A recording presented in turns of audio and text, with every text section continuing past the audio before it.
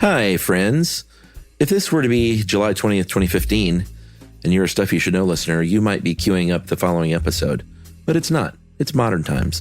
But I enjoyed this one, so it's my select pick. It's all about the Terracotta Army, and it's called How the Terracotta Army Works.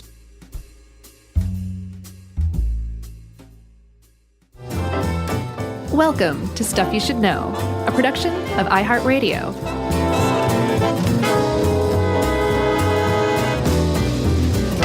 Hey, and welcome to the podcast. I'm Josh Clark with Charles W. Chuck Bryant and Jerry.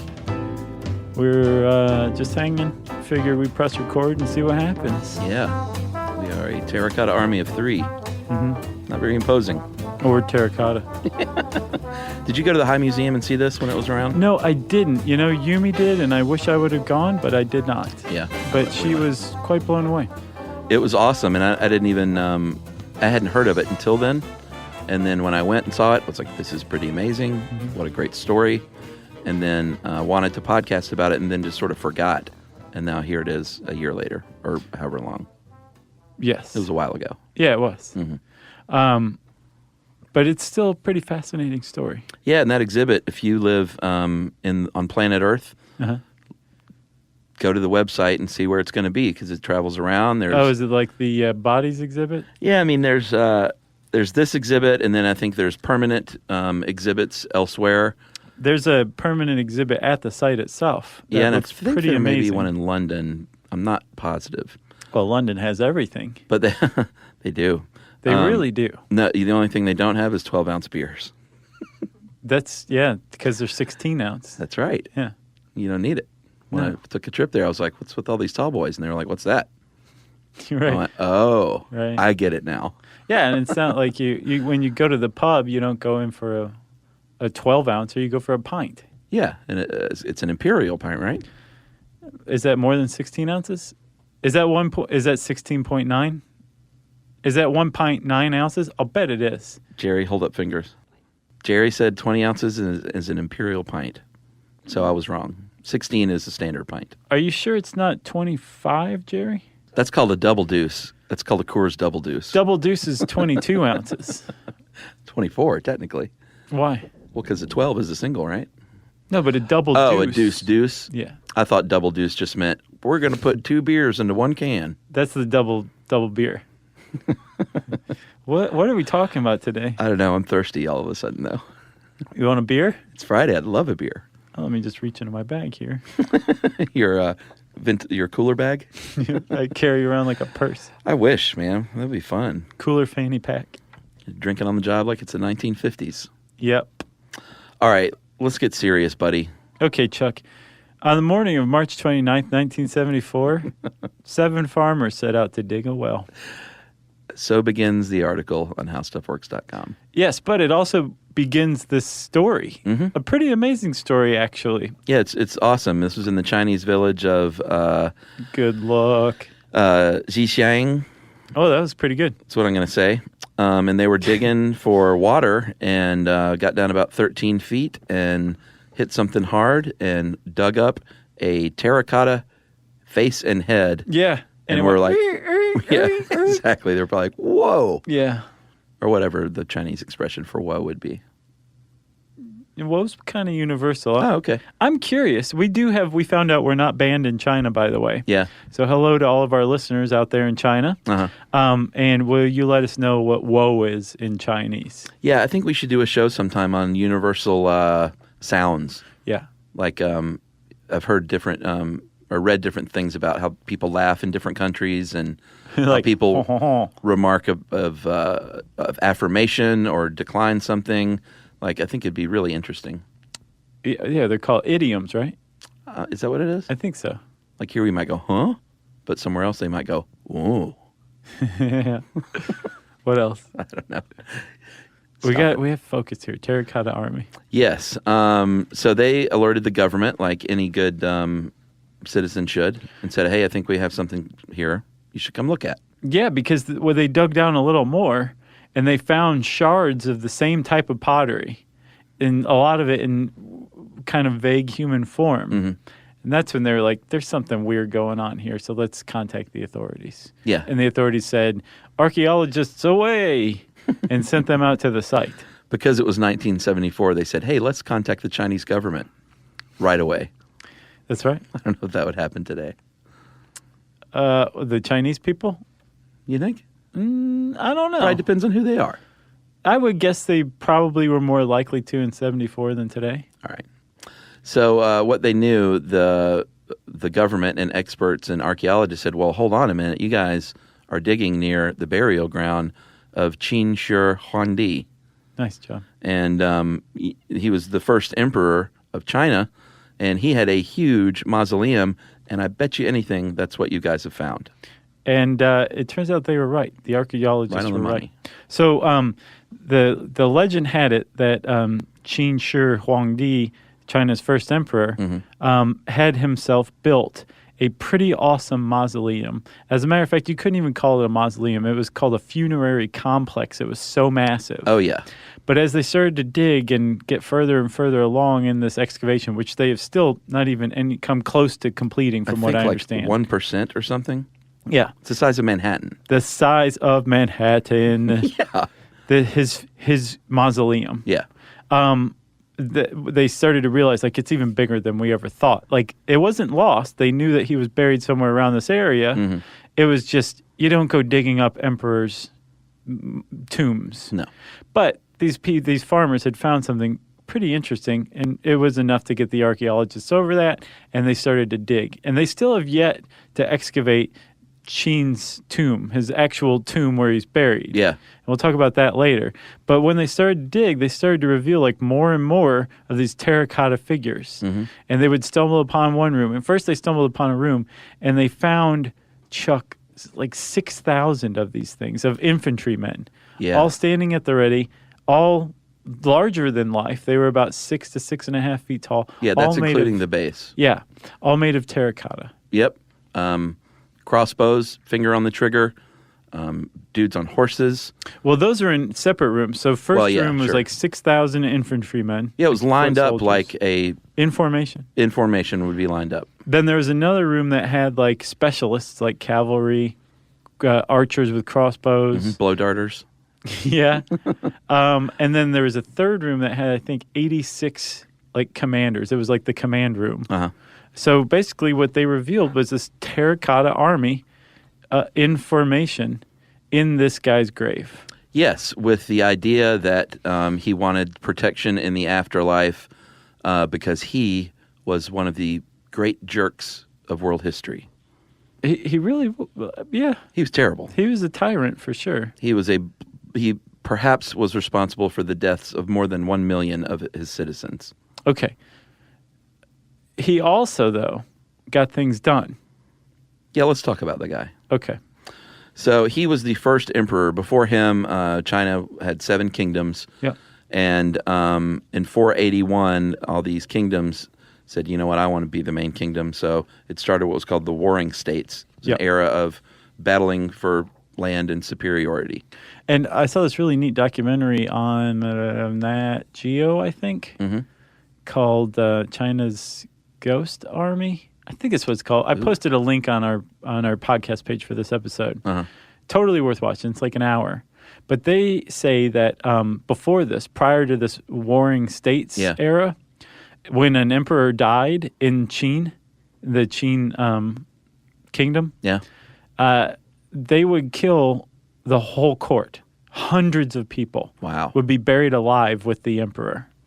Holy cow. And then this Warring States, these battles and wars were so significant as far as casualties went. They're like, we can't do that anymore. We need them to go fight in the wars. Yeah. So they stopped that tradition. But it was because of this, the Warring States era. Interesting. And that, can you imagine like 200 people just being mass buried alive together? No. Because the emperor died. I can't imagine. So let's get back to this jerk. Sorry. Qin. He overtook and basically was the first emperor, forced people to be in the army, built up a huge army, He relocated in his first year about 120,000 families. And that's like Stalin did that same thing. It's like you can't have ethnic unity and then that kind of collective thought and then potentially an uprising if you break up that kind of ethnic bonds by basically busing people in and out of different areas. Yeah, it makes sense. But this guy was doing it like about 2,000 years before Stalin. Crazy. He burned all the books. He burned all the writings. Scholars that didn't jibe with his line of thought were buried alive or beheaded. Yeah, he was a piece of garbage, it sounds like. He was terrible. He assembled a workforce of 1 million men to build about 5,000 miles of roads. And the Great Wall of China? Yeah, the first Great Wall of China. So while we said he was a jerk, he made a point. He got things done. I mean, he got a monetary system that was unified. He also unified weights and measurements. Yeah. He unified China from 7 kingdoms into one country, and it's still that way today, 2,000 years later. Yeah. And if you've noticed a similarity between Qin and China, that's because the country's named after him. Yeah. So he got things done, vital figure in China's history. But he did it. A brutal, controlling, murderous dictator. Right. He wasn't asking. No. And he also had a really conflated view of the empire that he'd put together.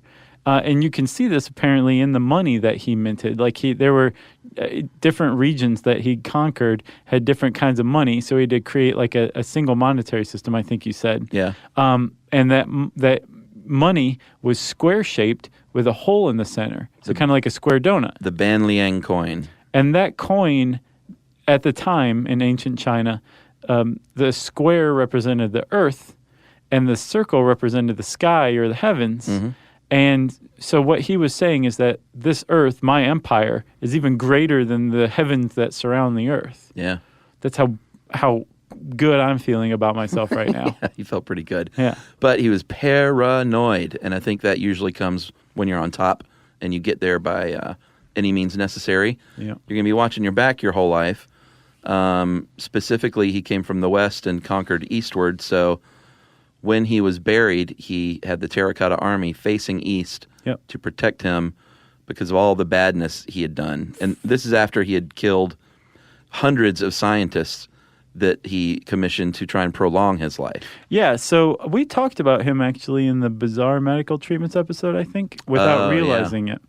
That he back in the day at the time they believed mercury had some sort of like life enhancing or immortality bestowing properties, and he would take mercury pills. Right, that's right. And they think that that's ironically what killed him. Yeah. But he, in addition to mercury, he sent out people to like find fountains of youth or whatever was the Chinese legend version of that. Yeah. He was obsessed with remaining alive and simultaneously, like you said, totally paranoid with dying. Yeah. So he must have been a very tormented person. Yeah, he killed 480 doctors and scientists were killed who could not come up with a way to make him immortal. And again, buried alive or beheaded. Great. Not a good guy. All right, you want to take a break here and talk more about the Terracotta Army? Yes. All right.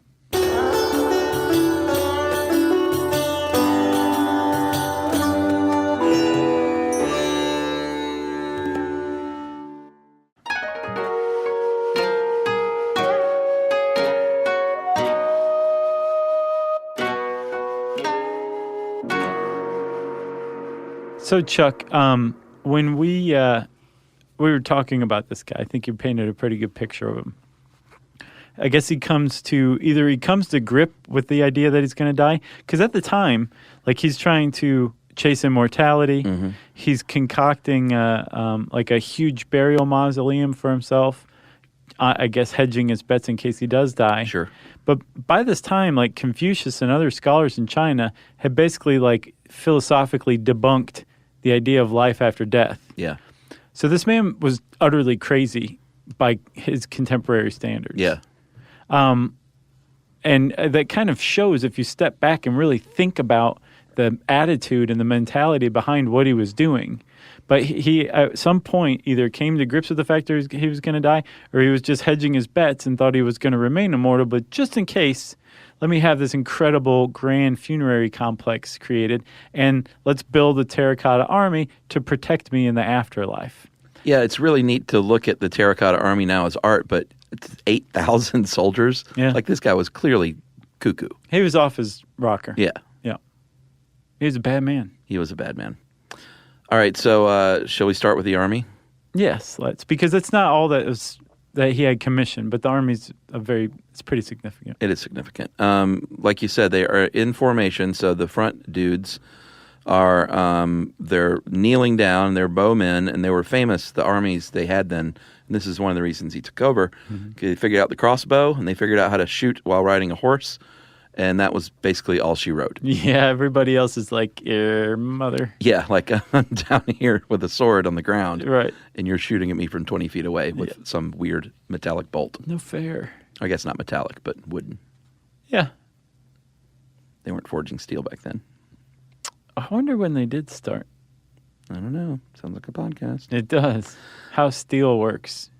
Yeah, that'd be a good one. I could see that. So you have these bowmen. They have on their armor, their fingers on the trigger. They're incredibly detailed down to the soles of their feet. Yeah, they have their shoes they're wearing have like tread marks on the bottom. Yeah, it's all. They took great pride, these artists, clearly, because they probably didn't want to get killed. Yeah. Because each of them had to sign, in case there was a flaw, it could be traced back to who built this one. Yeah. And I bet they were killed if they didn't like it. They most decidedly were. There were Yeah. 83. They found the stamps, which were ultimately the signatures of 83 different foremen. Okay. And each foreman had a team of apprentices working under him. And the reason that they did assign those stamps was so that he could have them killed if Right. he didn't like how slow work was progressing. Sure. If he didn't like what it looked like. And at first, Chuck, they were like, well, this is... Clearly, they just set up an assembly line. Molds were known to the Chinese back then, and that's the only way you could possibly create 7,000 figures from a terracotta army. And they found that, yes, actually, the heads were created through molds. I think the arms were and stuff like that. But the bulk of them were created by this thing called coiling. Okay. So what is that, like 3D printing? Very much so, actually. They take clay and hammer it until it's soft and pliable. Yeah. And then you wrap it in like a rope around it, and then you mold it. Yeah. And the thing, it really took there's people who are recreating it to try to figure out how they did it. Oh, I love that stuff. And they've examined like broken pieces so they can see the inside, and they can see the coiling evidence very clearly. And they're like, it doesn't make any sense. Like, you can't quickly make all these figures in an efficient way by coiling. Why would they not just use molds? And then finally somebody realized, like, this emperor was a bloodthirsty tyrant. He didn't care about efficiency. Yeah. He cared about differences, distinctions.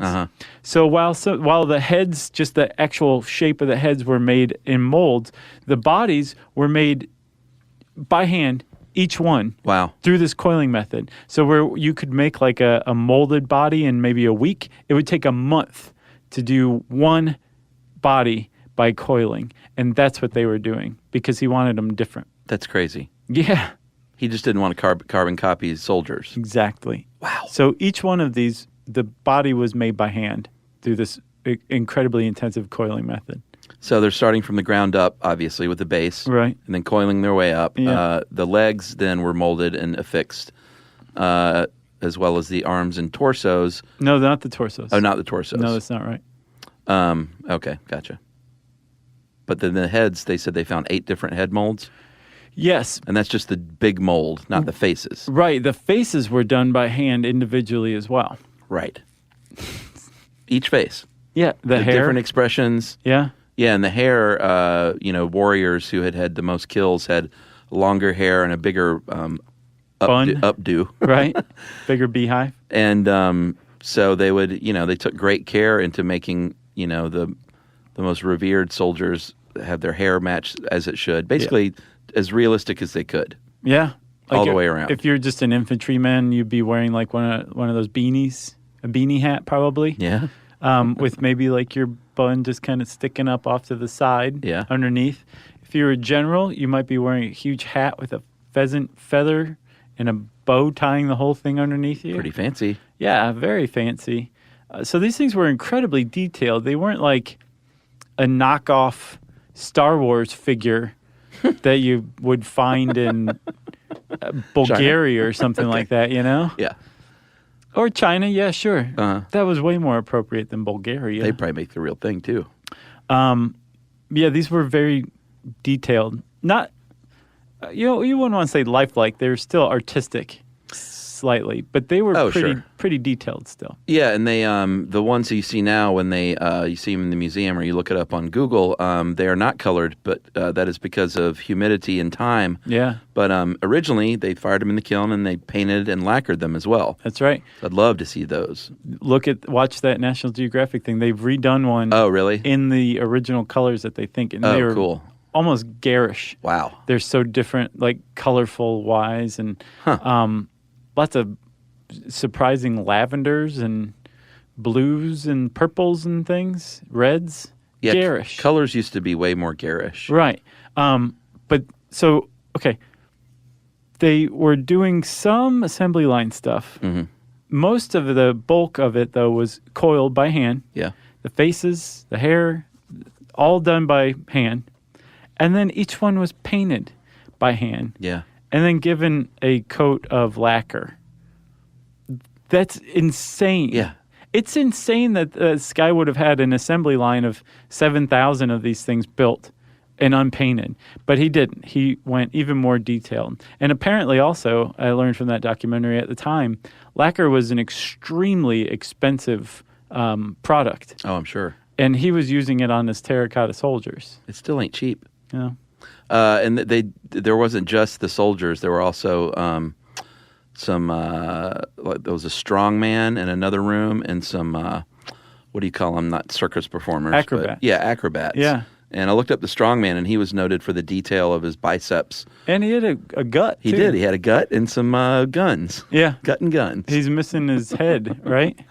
Yeah, I didn't see a head. Yeah. But, he's got he's a big boy. He's like, he was built like Andre the Giant.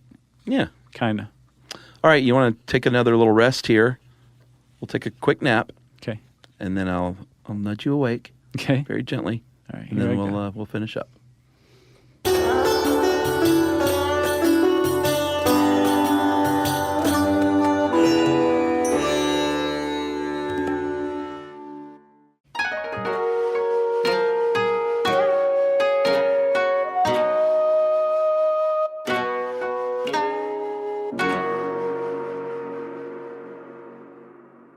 Wake up, buddy. Huh? It's time to finish the Terracotta Army. Oh, man. Oh, I got like crust in my eyes. Ooh, look at you. Okay, I'm back, Chuck. Okay, so Qin wasn't the only ruler to do this, right? No, he wasn't. Who else did it? Well, do you remember in our pyramids episode? Yeah. Although if it hasn't come out yet, no one will know what I'm talking about, but you will eventually. Uh-huh. We talked about how the pyramid of Khufu was the pinnacle of pyramid building in dynastic Egypt. Yes. And then the pyramids got smaller because the rulers' cred, I guess, went down as people started to worship the sun instead. Yeah, great point that I had never considered. Very similar thing happened in China the Qin dynasty only lasted for another 4 years after Qin Shi Huangdi died. And then the Han dynasty started. Mm-hmm. And the Hans apparently had a much easier hand with their subjects. And so as a result, even though they had terracotta armies buried with them, they were like a third to a sixth of the size of Qin's terracotta army. And they take that as a sign that this might and power over people had diminished tremendously. Yeah, I think it was symbolic of a kinder regime. Right.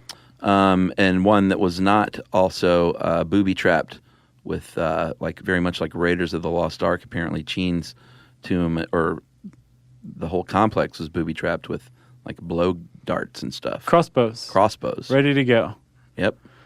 And also, we one of the reasons why this thing was booby-trapped was to prevent looters, because remember, there's a historian that came along not too long after. He's part of the early Han Dynasty, from what I understand. His name is Sima Qian.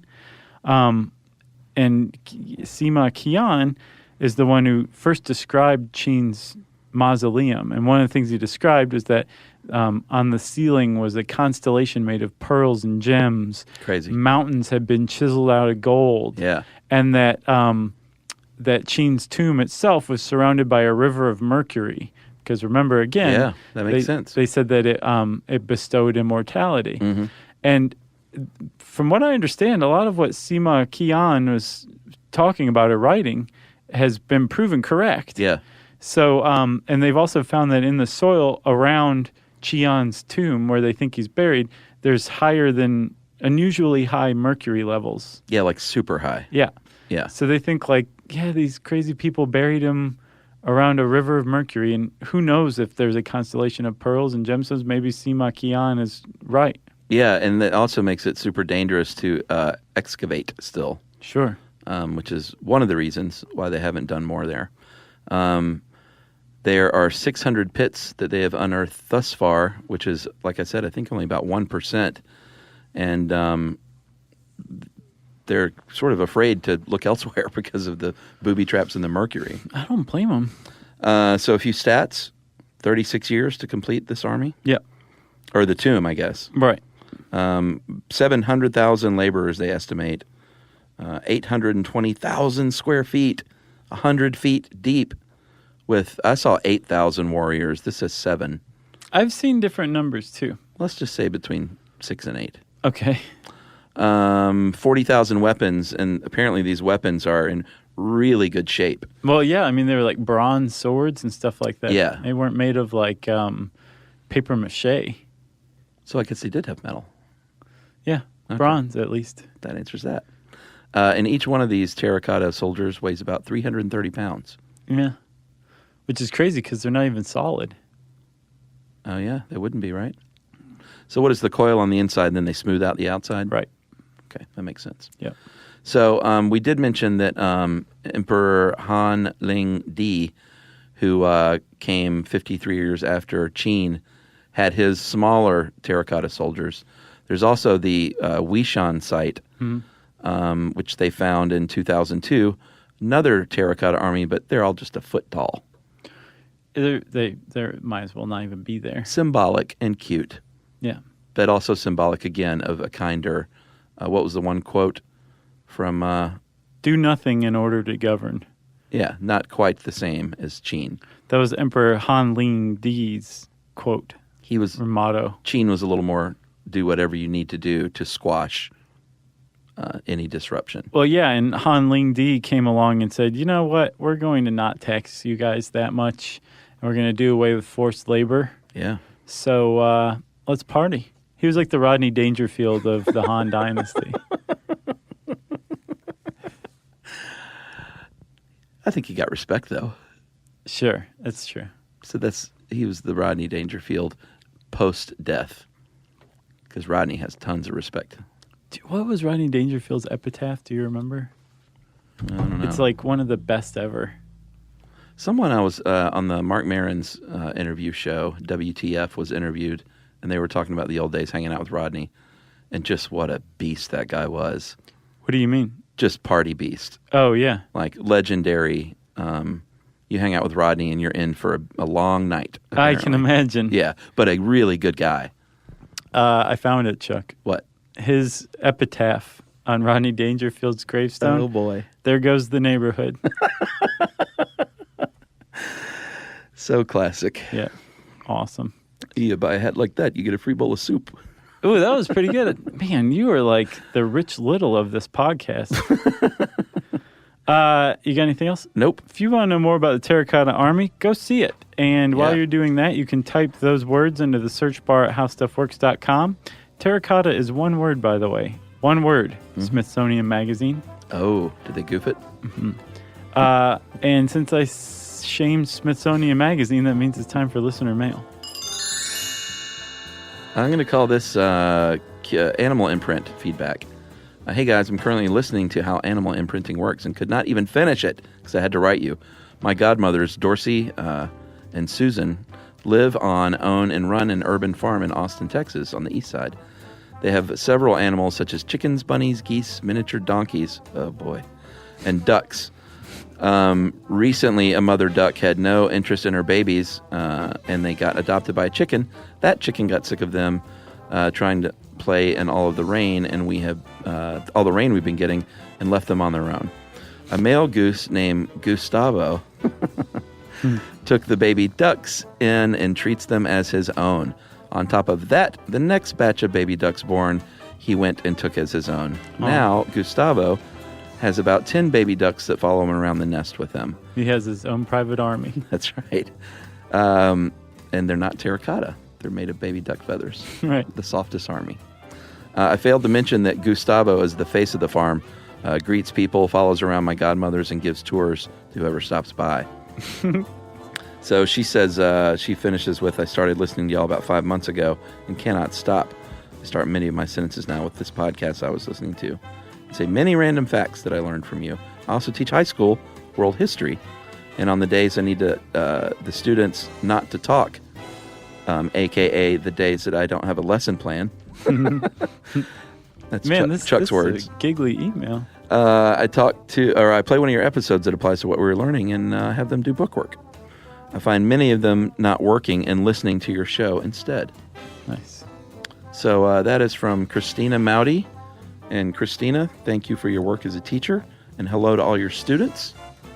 And hello. Hello to your godmothers and Gustavo. Yes. Hello, Ms. Mowdy's class. Thanks for listening. Ms. Mowdy. That's so nice. Yeah. I'm sure that's what they call her. Yeah, that'd be great. They call her Christina. That's way too modern of a school for me. Yeah. And big ups to Gustavo. That's pretty cool. I want to take a Gustavo tour someday. Oh, and she sent a picture of Gustavo and the ducks, too. Well, we should post that somewhere. All right. Unless it's copyrighted. Let us know. If you want to get in touch with us, you can tweet to us at SYSK Podcast. You can join us on Facebook.com/StuffYouShouldKnow. You can send us an email to stuffpodcast@howstuffworks.com. And as always, join us at our home on the web, StuffYouShouldKnow.com. Stuff You Should Know is a production of iHeartRadio. For more podcasts from iHeartRadio, visit the iHeartRadio app, Apple Podcasts, or wherever you listen to your favorite shows.